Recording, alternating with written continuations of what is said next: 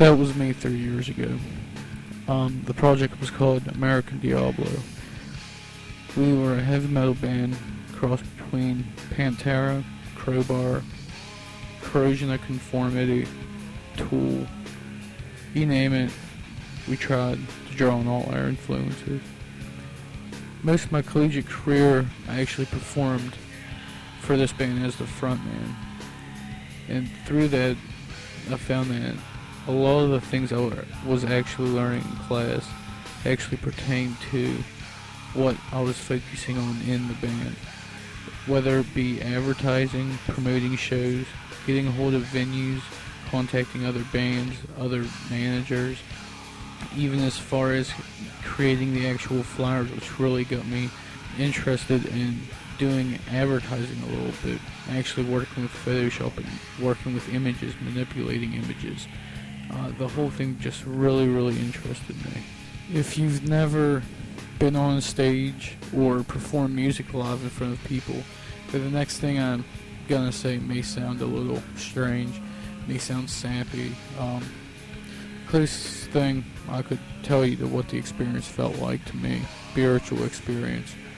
You see, I still can't tell you what the chorus, the purified release is, or what the chorus, the Hell to Pay is, or the second verse of this song or that.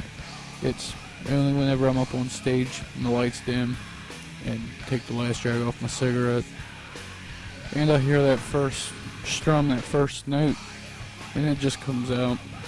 So being in that band actually taught me how important relationships are.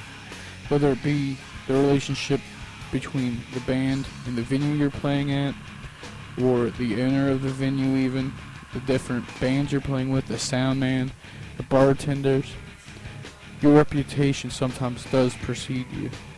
And if you do build up a repertoire with the owner or with the other bands, then that's a better chance that they're going to come back to you when they want something, when they need someone to play with, when they have a show that they need filled, a slot for a show need filled, or whether the pay is even different.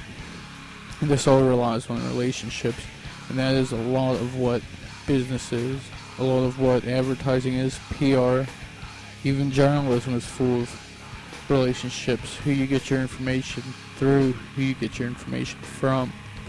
And that is just really astounding that it crosses that many boundaries, that many disciplines. Going back to the advertising aspect, or the actual design aspect, by being in this band, previously I'd never really done anything with manipulating images, using Photoshop, Illustrator, any of that. Actually, toward the end of American Diablo, when we were mastering and mixing and putting down all the finalizing touches on the album, we found ourselves in a spot because we didn't have a actual artist to do any cover work for the CD or anything like that, or for the CD sleeve. So I kind of stepped up to the plate, saw what I could do with Photoshop and Illustrator and designing logos and things like that, and it actually worked out very well. And I've since started Soul 2, my new project, an acoustic band. It's not as stupid as it sounds. It's more along the lines of Alice in Chains, Unplugged, something like that. It's not like the radio-friendly stuff you hear. But I've come up with a couple logos for that, came up with the name for it, came up with the design for it. If you're interested in actually seeing the work, you can go to www.myspace.com/Soul2. Soul2 is SOULTTO. Once again, it's www.myspace.com/Soul2. And I designed everything on that page, from the background to the tables to everything on it. Actually, the pictures, the photos we have up of the logo and what would hopefully be the CD cover soon once we get that recorded. But no music yet. We're working on recording. Well, hope you enjoyed. This is Paul Saliga.